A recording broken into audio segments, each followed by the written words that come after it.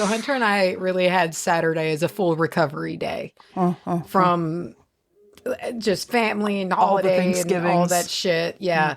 And so we just watched movies all day, and it was so chaotic.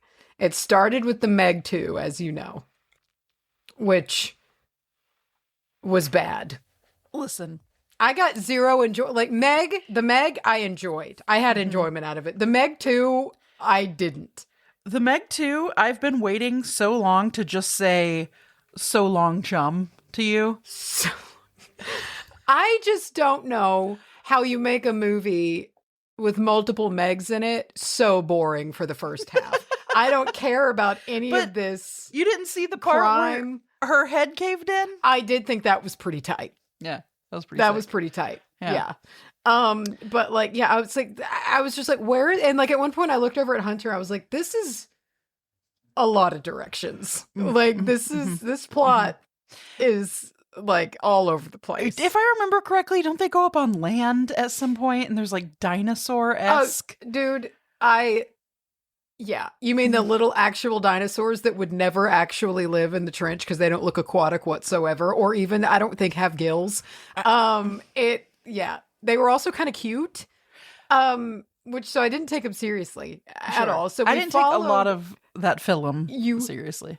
Can't. Yeah. You can't. Yeah. Speaking of not taking things seriously, we followed that with Austin Powers 1 and 2. How was that? Interesting. Really? Well, and so Hunter didn't grow up watching Austin Powers either. Sure. And so like we watched the first two, and he was going to click over to Goldmember, and I was like, absolutely not. No. I refuse. I actually said that. I was like, I refuse. We're not doing that. It is well known that you don't go to Goldfinger. You don't go there. And I enjoyed it. It was a time capsule. Sure. 100%. I thought that I knew the second one. Oh my God, the sound, the little score for him. Yeah. Oh my God. And I thought I knew the second one better, but then I realized like everything that I remembered was from the first one. Sure. It really surprised me. I enjoyed it. It was really stupid. Yes. It was fun. Sure. Very original. Sure. Very physical. Like he was a physical actor in that movie. Like he is all over the place. His face is all over the place. And like that was what I watched the most. It was just like all of his facial expressions. I mean, he had a headache at the end of the day. Very peak. That I feel like that's peak his I was time. like, this is his prime. This was you could definitely also his prime. Maybe argue Shrek, but yeah, but I mean, physical acting. Yeah, not voice acting. Yeah. Enjoyed it. We watched 4 movies. What was the 4th one that we watched? Oh, Dodgeball. We finished it up with Dodgeball. Great. I love that. Yeah, it's good. Spill is spilling. Speaking of Alan Tudyk? Yeah. Tudyk. I was like, we're on a whole Alan Tudyk thing. We had Knight's Tale last weekend, Dodgeball this time, which I totally forget that he's Steve the Pirate. Steve the Pirate, listen, kind of does it for me. Steve the Pirate can get it, especially before he cuts his hair. When he's got the long hair, like, yeah. I remember being so disappointed when he shows up and his hair is all gone. I mean, I'll take Alan Tudyk any way he wants to show up. But, like, I do like him with the long pirate hair. It works for me. Such a silly fucking character. What are we talking about today? That has nothing to do about anything. You already know this, but I do need to shout it to the heavens. I did dine at the garden today. You went to the garden. You sent me a picture of breadsticks, and I was family. Precisely where you were because you were there, so you were family. You're no longer family now, though. No. They've got the money. I've left the vicinity. Yeah, I'm no longer family. I was as I was slurping down that baked ziti, though. Nice. Anyway. And they didn't forget the cold plates this time. They better not. If I go to the fucking garden and they forget the cold plates, what are you gonna do? I don't even know. I feel like that would be like going to Cracker Barrel and they give you like weird watery DQ pepper gravy. Oh, whoa! Right? It's wrong. It's wrong. It's and just listen, wrong. There's a place for DQ watering. Oh, yeah, pepper. and it's a steak fingy basket. It's a steak fingy basket. It's also the temperature of the sun. Yeah, it's going to melt your tongue off. That's where it belongs. It doesn't belong. You will get a tongue on burn. My biscuits at the my barrel. Fluffy, very extremely rich in bicarbonate of soda biscuits. Fuck me up. What are we talking about today? So my topic is kind of conversational. It's also kind of a conglomerate of. We've talked about this in other topics, but I had like a beautiful moment the other day. I don't know what day it was. It was like a week ago, and I was walking out, and it was morning, and it was right at the time when the light was like beaming through the trees. You know, like when it's actual sunbeams on the 5th day. It was kind of like that. It was so pretty. Great. And it was like the perfect morning light beaming through, and it was lighting up all of the dew on everything. And yellow leaves were falling. I wouldn't have been able to tell. It was so glitzy and glimmery. And I just like, and it got me thinking about falling leaves, specifically the falling leaf and the fallen leaf, and like what's that about? And so that's what I'm talking about today is detached leaves. What's that about? What's that? What happened? Oh God. Yeah, we're doing a Mighty Wind over on SimCap. Check it out if you want. Let me section my screen up here. I'm also talking about a kind of conversational kind of. I want to talk about moving into winter and the magic of silence. Oh, I love silence. I know you love silence. I thought about you I love a it lot. so much. Yeah, Give me more. I have multiple references to your love of silence within this topic in my notes. Like, so. I've never found a place that has enough silence. That's why I want to do a sensor deprivation tank so bad. That, and also, where's that, like, the quietest room in the world that, hold on. I think it's pretty quickly starts to drive people insane. You start to hear, like, your own body's noises, like the blood and, like, everything. Yeah. But it is out in Minneapolis, so... Would you be able to handle you would probably be able to handle that a little bit longer than a regular folk. I would. I feel like I would enjoy it for a little longer before being like, okay, this but then you start blows. Hearing your own cells divide and and I gotta can't get out of unhear here. that. Yeah. I hear my hair rustling on my clothes and shit. Yeah, it would probably get on my nerves. You hear your fingers snagging on some microfiber. Yeah. Oh, that's cruel. Terrible. You hear that thing that happens when you erase with a pencil and it gets so low down on the eraser you that squeak the metal it on band, the metal. That metal band broke me out in chill bumps. You fucking bitch. That's foul. Sorry. I hate that. I hated saying it as much. You go first. I thought I did. I would love to hear about the fallen leaf, which I giggle because it just sounds like a cool band named. Well, it made me think. I kept all day changing up because it got in my head it's not these words, but fallen leaves makes me feel fine. Blow. Oh, I thought you were doing the in my mind. And I thought you were doing Seal. Which one? Are they really going to be Kiss from a Rose? Is it Seal or is it Lenny I don't remember the fallen leaves. Oh, that is Lenny Kravitz. Lenny Kravitz. Yeah. Seal. I'm sorry. Oh, yeah. I equate that song a little bit to the My Eyes Become Badgers song. I feel like they came out around the same time. Okay, maybe that's what it is. They're like Deep Impact and Armageddon to me. One is a pool song and one is not, however. Which one's a pool song? Are you fucking serious? I mean, I know, but they might not know. Okay. Okay. My Eyes Become Badgers can't be a pool song. Yeah. Kiss from a Rose is not a pool song. Can you imagine? There's all the other pool songs that come on, and then right in the middle, there's one Kiss from a Rose stuck on there. Whoa, you're trying to eat your hot dog and kiss from a rose. Trying to dangle your feet in the water. Have a margarita. Yeah.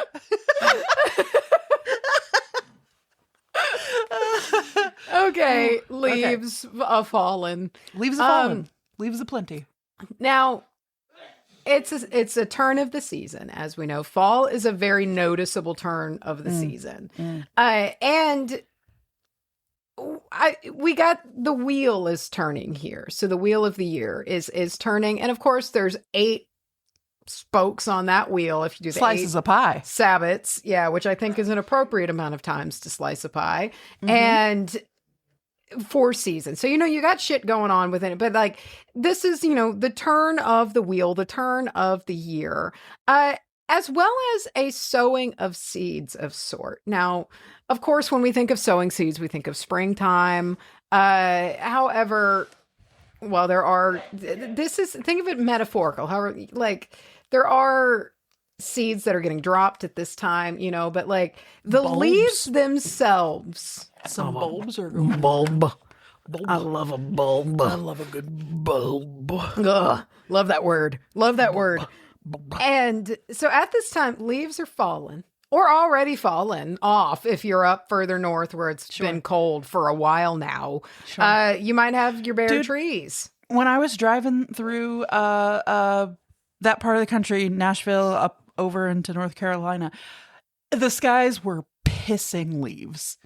It just makes you think, how are there still so many? That's how it was the other morning when I walked out. Like, it was just like glitter falling. And I was like, how there's still so happening? Many on the trees. I've watched this for 4 days. How many do you have in you? It keeps, they have more in them. They keep having more coming. in them.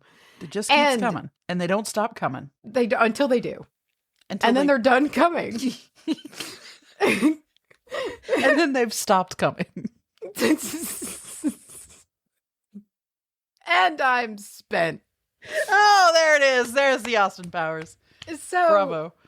This is, when we look at this, right, seeing the leaves fall, the leaves turn brown, the trees be bare. This you think about a death of sorts. It's easy to make that conclusion. However, it's like the Irish guy in the toilet in Austin Powers. What did you eat? Tom Arnold. No, actually, I'm English. That's all I'm gonna say. Tom Arnold. So as a cowboy?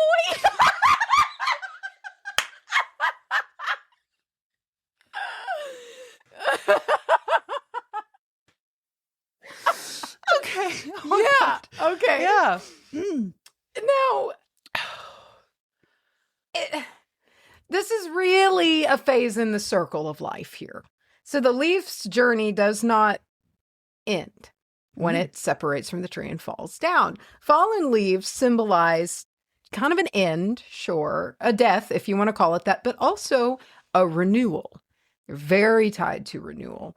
So all of those leaves that carpet the ground, if left alone, are then able to break down over time, and they nourish the ground beneath them. They prime the earth, essentially forming a compost, and they set the stage for the next generation of growth when the wheel turns again.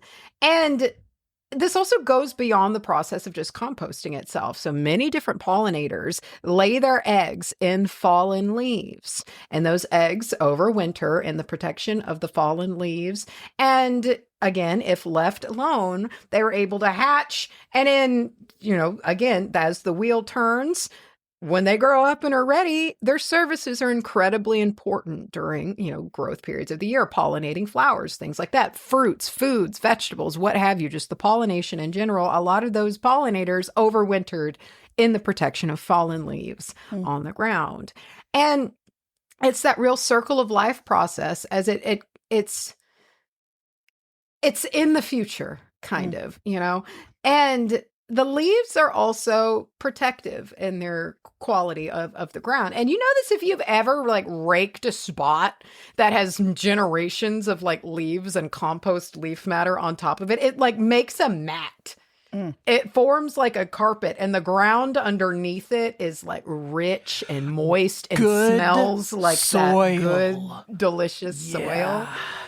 And they can help prevent erosion of the soil. And leaving the leaves on the ground, and it was something that was very difficult to get Hunter to accept in the early years of owning this property, because our whole backyard area had no grass on it. We live in sand and we live on an incline. And so nothing ever took on it. And every big ass rainstorm, which is often, especially over winter time, our erosion was getting to where you could see it. Like you could see you could tell that it was getting worse. And so I learned about the pollinators thing, and I was like, how about we just leave the leaves and see what happens? And it made a big fucking difference. A huge difference.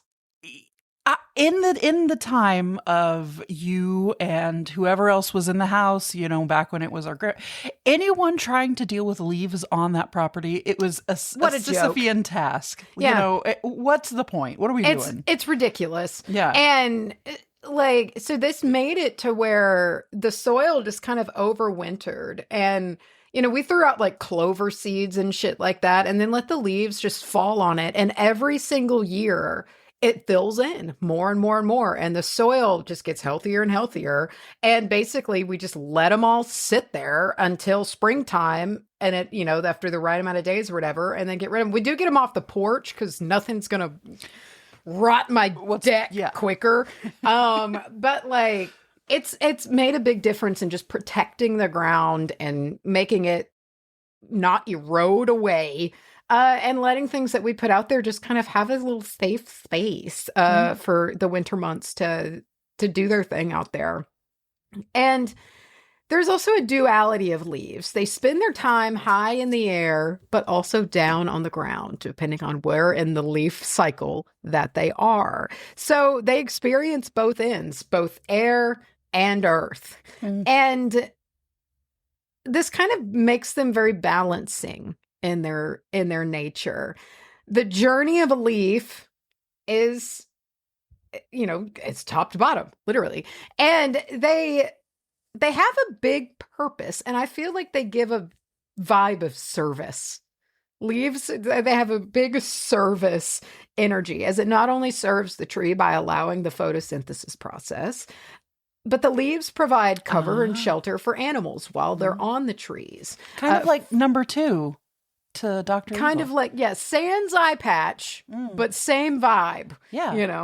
And I love it. We just weave this through as thickly as we can. Also, Rob Lowe. I was just about to say.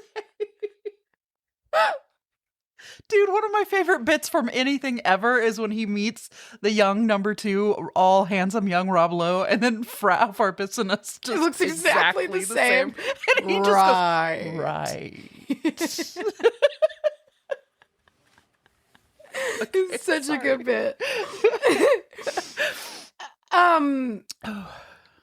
Photosynthesis, shelter for animals, food for certain creatures that can reach up and eat the leaves and bugs and whatever. And then upon their falling, their purpose continues on in a different sphere. So they're not in their prime necessarily now up in the sky, but they're in their next phase. They're in this period of decay. And the legacy of a leaf is pretty far reaching, as again we have that concept of generations here. Its breakdown brings it forward into the future, and its purpose isn't diminished by wintertime. It doesn't stop in wintertime. Even though the trees are bare, the leaves keep leafing, just on the ground now in their next phase of life. And it's this new beginning and a new purpose that's no less important, even though things have changed a lot for the leaf. And it's almost as if in this death of sorts, it goes from a micro purpose of more serving this tree to a macro purpose of serving the greater area around it. The greater good. The greater good. And it's a humble reminder of how not everything is what it seems, and how appearances often go beyond basic perception. The brown leaf on the ground is easy to discount because it's not as pretty, and it's also a legion, of other brown skittering leaves on the ground. And, how weird would it be if it just was one leaf? Just every year? Every one leaf falls somewhere in the earth. It'd be an occasion. Yeah. People would gather, place bets on which one they think which ones it's going to be. Yeah. And it, leaves, if we notice them, oftentimes it's, we hear their sound when the wind blows, or we hear them if they crunch under our feet, But really, a lot of times when they're on the ground, we see them more of as a nuisance, versus of when they're up on the trees, being majestic, being leaves up there, and just guys being leaves. But that fallen leaf is only then in the middle of its story, especially when it's freshly fallen. And even if we do crunch it underfoot or we burn it and turn it to ash, it still has its purpose of nourishment ahead of it. It's not done. And its essence still continues onwards towards the soil, bringing rebirth again when the wheel turns back again to warmth and to more light for things to grow. And leaves don't seem to begrudge this journey, which is, I think, what makes them the most interesting. And it was what made me think about this when I watched them the other morning, as they were falling and the light was shining. It was so beautiful. They were dancing as they fell. It was beautiful. I mean, it just looked like they were playing as they fell down to the ground. And it wasn't a funeral march, like nothing about this scene looked sad, even though it's like, oh man, the leaves are falling, but it was just like a celebration as they broke off from the tree, the branch they were on, and just lighted down to the ground. Sad part is like what we put onto it. We're like, oh man, what a shame. But but the leaf itself seemed like it was partying on as it went down to the ground. Next part. And exactly. It's the next phase. Their purpose now is renewed, and it is a purpose of renewal itself. And their story is the story of the Wheel of the Year. Their journey kind of turns in the same way. It's kind of like a companion tale that the leaf is on as the Wheel of the Year turns. And they're a reminder, fallen leaves are, that the future is a continuation of where we are now. It's not separate. It is connected to it.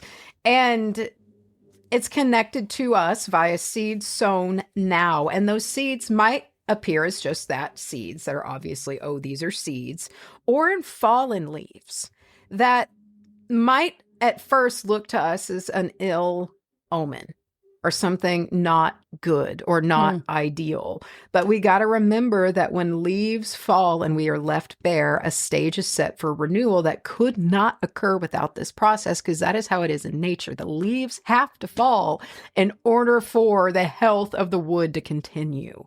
And it's a necessary part of the process, even though it can give this look of being stripped bare. And these leaves are the seeds of the future in the form of growth ahead. So that's it. That was just, I've been kind of meditating on this, and this idea of how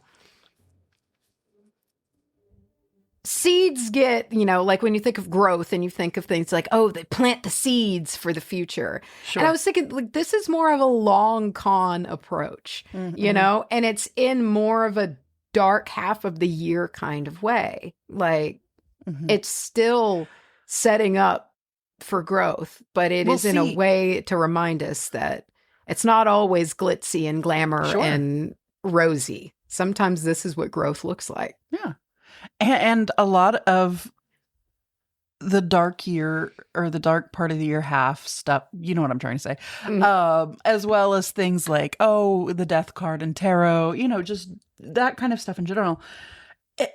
It's extremely purposeful in what it's doing, and maybe not so much of like we're just in the dead time now. Things are done at this point, that there's still a lot going on, but perhaps we're not putting as much like attention on it because it's not like it's subtle, a fresh new fresh new leaf bud, and you're like, yeah, it's not flashy. Sure. Yeah. You know, and which is great in its own way, of course. It is. Well, it's contemplative, you know, and it's slower. And there's something to that. And, you know, just an overall, so just air of patience that comes with this time of year and contemplate patience. I'm degrading. Just keep waiting on me. There you go. I'll get there. I'll break down eventually. Some fucking earthworm will come eat me or something. Somebody. Do they eat leaves? I forget what the earthworms eat. Who eats the leaf litter? Was it June bugs? I remember covering something eats a bug, a certain bug that really was hard about leaf litter. Man, what a good thing to get hard about. There's so much of it. There's a lot of it. Yeah. Yeah. Like, it's especially it's harder if you live in the burbs and you got a bag. Sure. So growing up in the country, the concept of having to put leaves in a trash bag, it is something that I can't even hardly wrap my head around. Yeah. It's sort of like, let's take this biodegradable thing and make it last It feels forever. like everything wrong. Yeah. And this is only probably slightly better, and you could argue that it's just the same. But I feel like we were more of a burn barrel family. Yeah. I mean, at least up. you get like wood ash out of it, or leaf ash. Which, listen, I know that's not much better, but I get to be a little less plasticky about it. I mean, I give myself, especially, so I do have to rake the leaves away, not only on the decking, but the ones around the porch, because they rot. I grant myself the privilege of burning those, because I at least got to burn some leaves every year. And those are necessary leaves to burn. So I give myself those. So good about burning leaves. The way that they just go up. The sounds. Yeah. The smell. Yeah. Love that. I noticed, when we had the fire at Thanksgiving, there were a couple of people that just sort of were passively, and I know this because it's like I love to just sort of passively grabbing leaves and chucking them in. You know, it's just part of it. And just what your mom cracked me up. Like, I got the fire kind of just going and was letting it catch. She did, and she walked up to me and yeah. she was like, "I'm gonna go play with the fire," and I was like, "Go for it." And then I looked over there and she was just chucking logs onto that fire. She did disappear for a bit. I kind of looked around like, where is she? She was down there. Piddling by the fire. Poking. I get it. I love it, dude. I love piddling by the fire. That's it. All right. Just a little guy. Can you hear that? No. Oh, well. I can't. They can. I can't. I was talking more to them. Well, fine. Okay. So I'm in a quiet frame of mind. You know, we're moving into now. We don't quite have the snow on the ground level of quiet that happens in a lot of places at this time of the year, but we do have the dampener of the leaves on the ground and just people being out doing less outside. And there was frost this morning. There was frost this morning, and when I opened my car door, it had to get a little crunch. I had to put a little muscle into it. Yeah, it was a chilly one. And I left a bag of laundry on top of my car. Like a clean bag. Like I have, when I do laundry, I do it like en masse. So I do like 4 big bags of laundry. And the last time I went, I bring them in one at a time because I'm fucking lazy. I'm not going to go back and forth. I'm just, every time I pop out to my car, I'm going to grab one and bring one in. Anyway, there was a small, like a half bag of laundry. And I thought, well, that's not worth a shit. I'm not bringing that in. So I put it on top of my car to then get the big bastard behind it. And then I just waddled that big bastard in, forgot about that small piece of shit on the top of my car. And this morning it's just iced down. And I just kind of put it in my car and walked away. I'm going to deal with you later. Don't know what's going on inside of it. I hope it's dry. I'm in a quiet frame of mind. I feel a little introspective, you know, not quite like horn, but, you know, lots of candlelight energy and just kind of looking at silence. And I guess in that same vein, winter divination as not like, and it's cool because we kind of touched on this as your thing, like not an absence, but like a a presence, another, silence itself as a presence. And if you have been listening for a while, then you know that Macy has said many times how much she values silence. And I was thinking about that when I kind of put two and two together the other day when you're standing outside and you're like, what is it that's so different? And you realize that it's just that quietness. All I could think about was you. Like, I fucking love silence. I do so much. Like, it's one of the things that bugs me is that I always hear road noise. And I'm just like, dude, if I could just single you out and delete you. Yeah. Yeah. It would be just right. Do 30 seconds of silence and then do a little noise. Love to do that. Yeah. So I always enjoy it when we go to very like woodsy vacation-y places, way, and it's just nothing. You don't hear it. Yeah. Oh, yeah. Oh, yeah.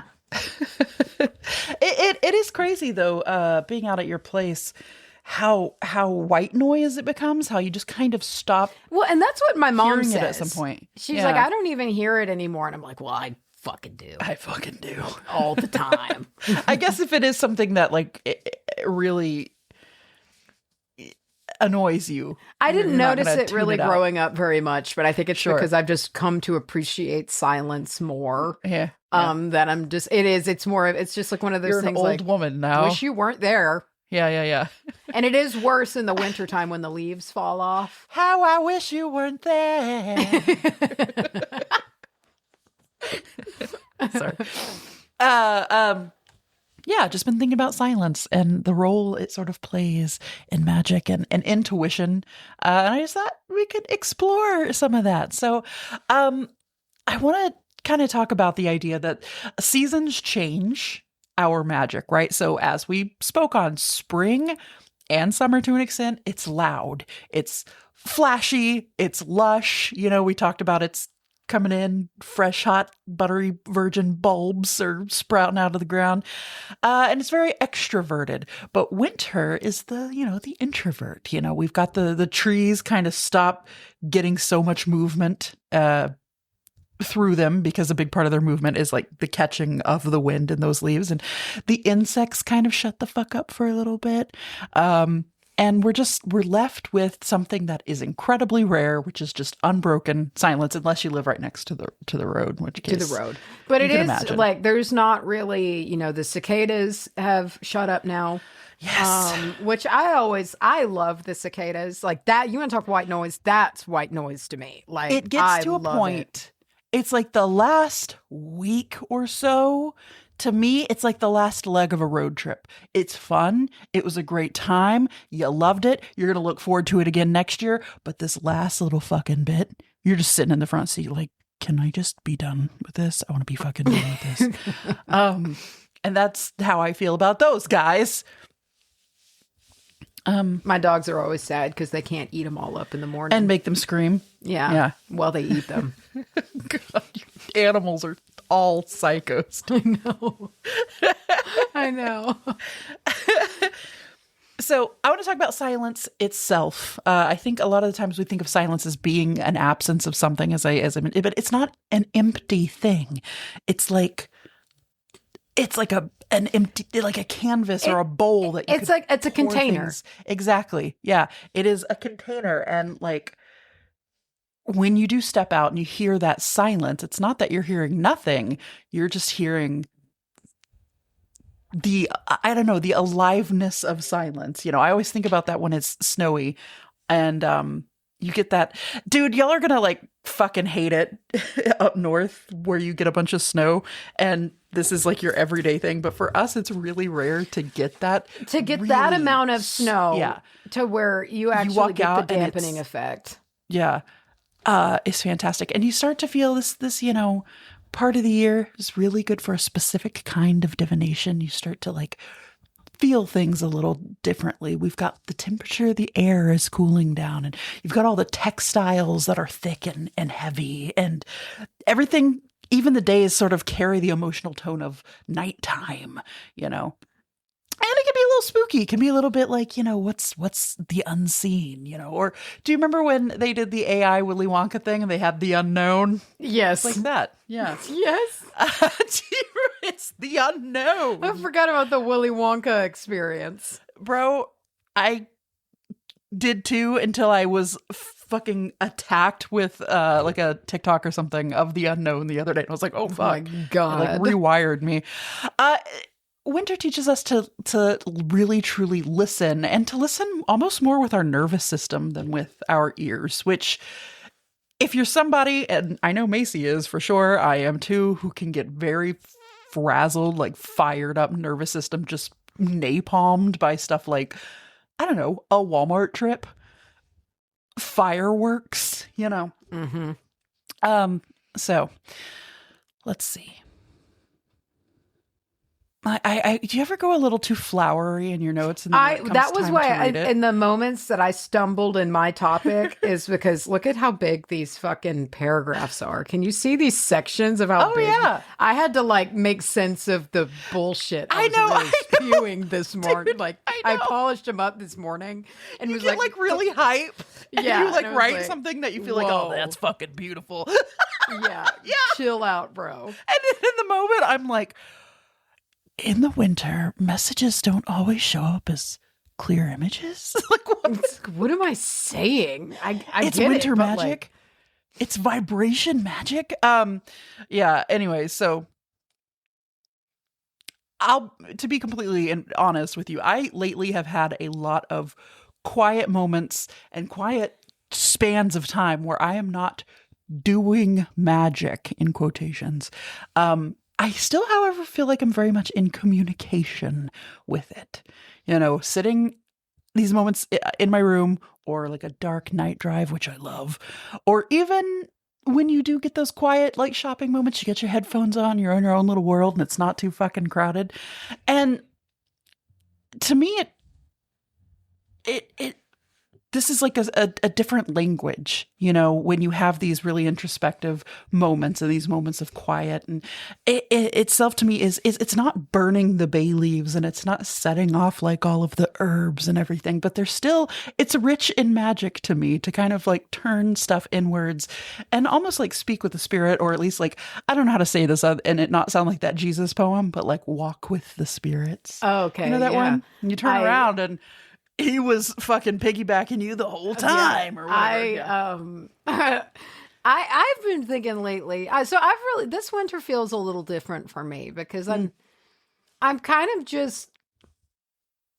looking forward to it. You know, I don't really know why, like versus other times, because every year I've gotten better and, you know, at dealing with the change of it. Sure. But this year I'm just kind of down with it. And I've been noticing wanting to do things that are more dark focused, you know, so like something that I only do on vacation, and I do not know why I only do this on vacation. Eat prunes to stay regular? No, that's all the time. Okay. Candlelit shower. Dude. It's wonderful. It's wonderful. Also very sensual. Yeah, I mean, it's so special.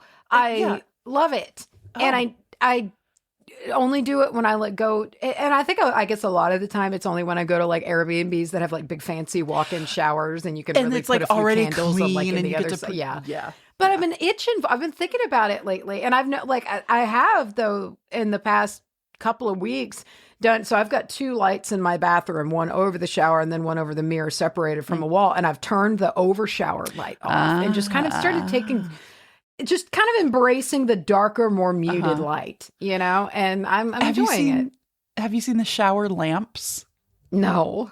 Yeah, they're like little USB. You can charge them. I guess they have like the wireless chargers or whatever, but it's just this little lamp that you can like put on a nice little shelf next to your soap, and it's just this really soft glow. It's candlelight glow in your shower. It seems very lovely. I'm into it. Yeah. Although I would immediately, the first time it ever died of lack of battery. I don't want to be in the full dark at all, really. Yeah. You're showering and it just goes bloop. Yeah, I'm not into it. Yeah, so it is. So you need 2 shower lamps. You need 2 shower lamps. Yeah, on different battery timings. So you got to make sure that you change the batteries at different times. Yeah. This is another task that you have to do. Yes.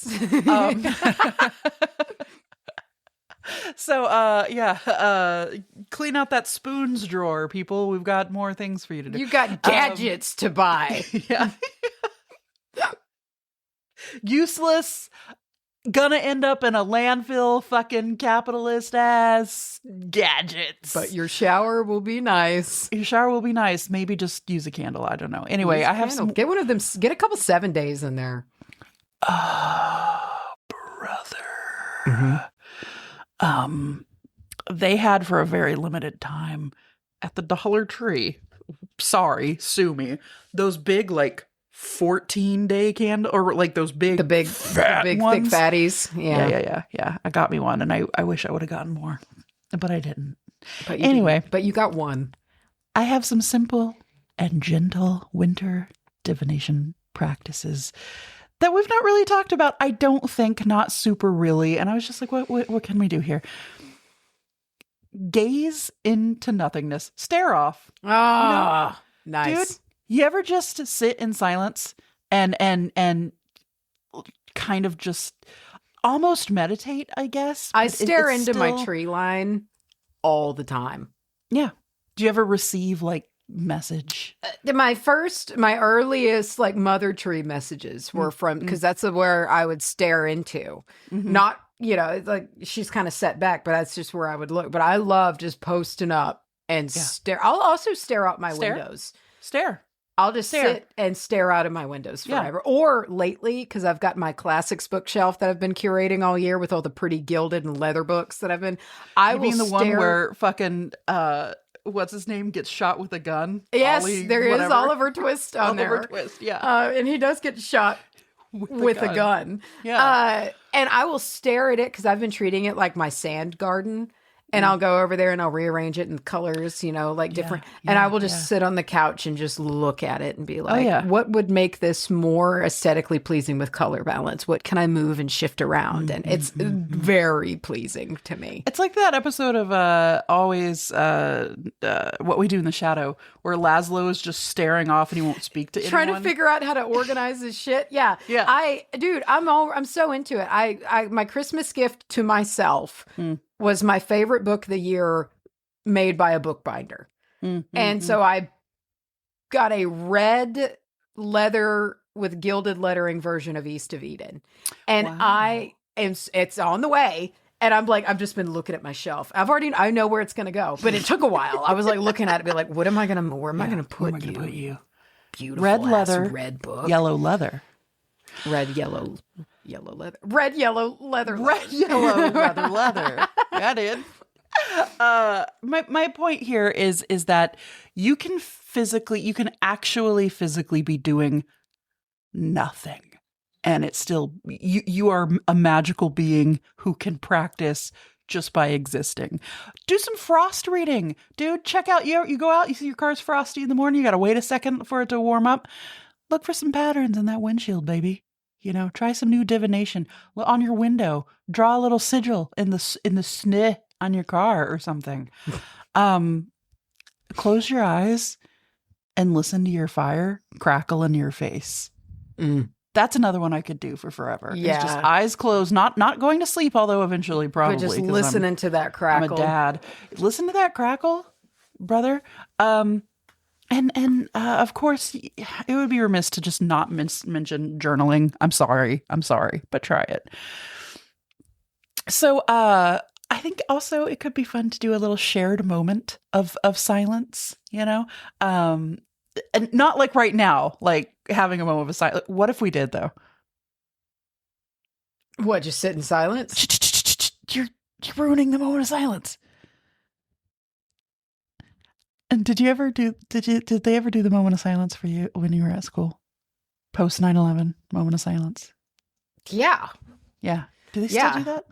It was always during announcements. Yeah. We had announcements, the pledge, the Texas pledge, the moment of silence. Yeah. And then that was it. Yeah. I wonder if they still do that. At what point did they decide to stop having a moment of silence, I'm sure there still is a moment of silence. It could be for a lot of things. I mean, seriously. Truthfully. Take your pick. Yeah. And take your stance. Yeah. And you're going to be able to find a moment of silence for it. So yeah. again, I have a little nod to Macy. I guess I forgot that I had written it up front, but I just wrote, I know that you appreciate silence deeply. And I kind of just felt like it was a little love letter to the shared respect for quietness. And I was going to ask you more about why you valued it and stuff, but I feel like we've touched on it. But so if your magic right now is not loud or flashy, tying back to the leaves, not being this loud and flashy type of thing, it does not mean that it is gone or that you're not doing it. If you feel like you are hearing less, it's because you are, and I don't mean like spiritually, I just mean in a very physical way, and in that way we can shift it and guide it to hear more. And not every magical practice begins with the fucking blasting off of trumpets. Sometimes we wrap up in stillness and we're just very, very quiet. And stay safe, stay curious. Or what did Sean Astin say? Be safe, but be curious, but be safe. But cautious. Yeah. And listen to the silence. I do think it's I think it's like a driver into my enjoyment of my reading time in the mornings. I don't like to sacrifice it at all. And like, I'll get up and it's 5 a.m. and I'm reading and it's like dead ass quiet. Yeah. And I love it. I want to know, what is a specific sound that when it happens, it's just, and I don't mean like an obvious, like, well, when a fucking bottle rocket goes off. I mean, something that happens on a regular basis. When it happens, you go, fuck. The bass that my neighbors play. That's it? Are they still on that? Sporadically. Okay, fine. But when it kicks off, my face pinches into the center of my face. You turn into one of those very graphic SpongeBob drawings that they had like early. Precisely. Does this look unsure? Mm-hmm. Mine has to be the very sudden barking of dogs, and I know it's not their fault. It's just usually it just starts. It's so sudden. Yeah, when mine do it inside, they don't bark inside very much. They bark outside all the fucking time. But like, Dinah is the one that will do it, and she will wake up from a full sleep if she hears absolutely nothing. Yeah. And she'll do like the wake up bark that's not enunciated, so it's just like bah! And I hate it. I hate it so much, and I get so mad at her every time she does it.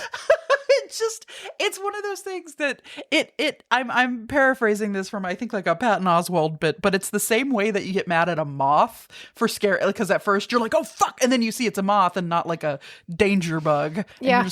You just anger rises. You just have to dare you. Yeah. Yeah.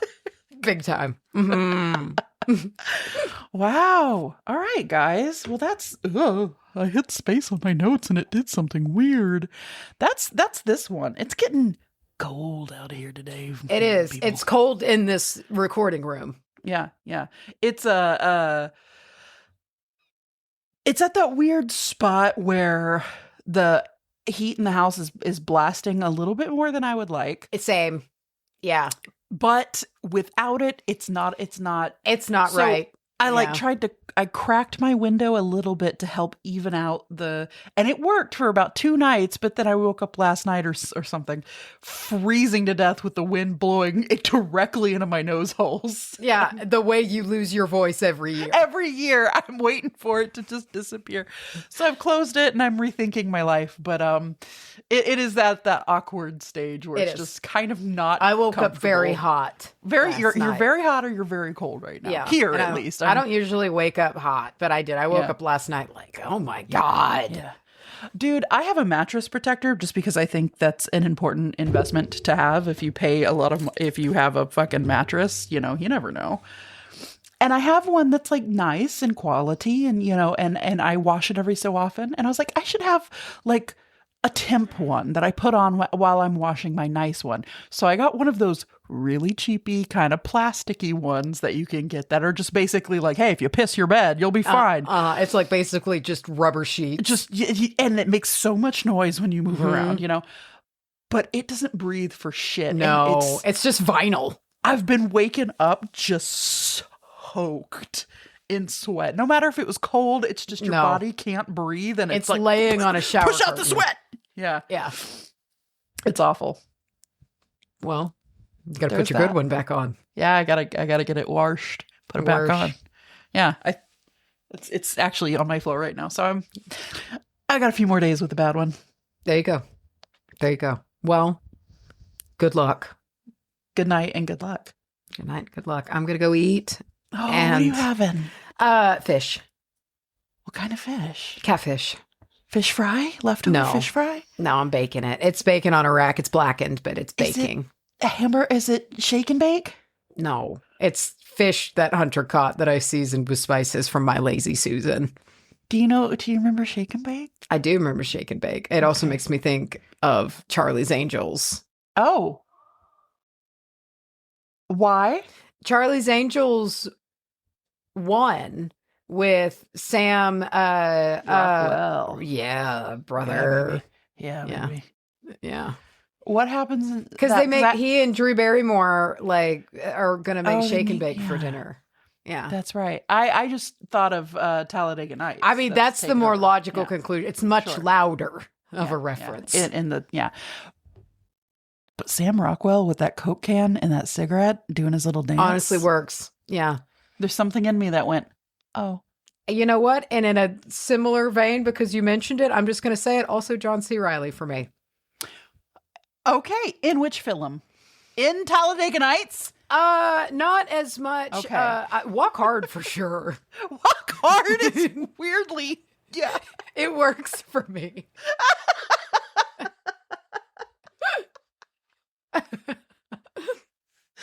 Oh, Dewey.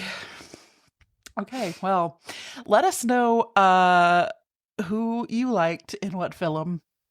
Goodbye. Yeah, who's your hear me out? Goodbye. The Mouth of Sauron. I mean, yeah. Kind of gross, but I'm interested. I want to know what that mouth do.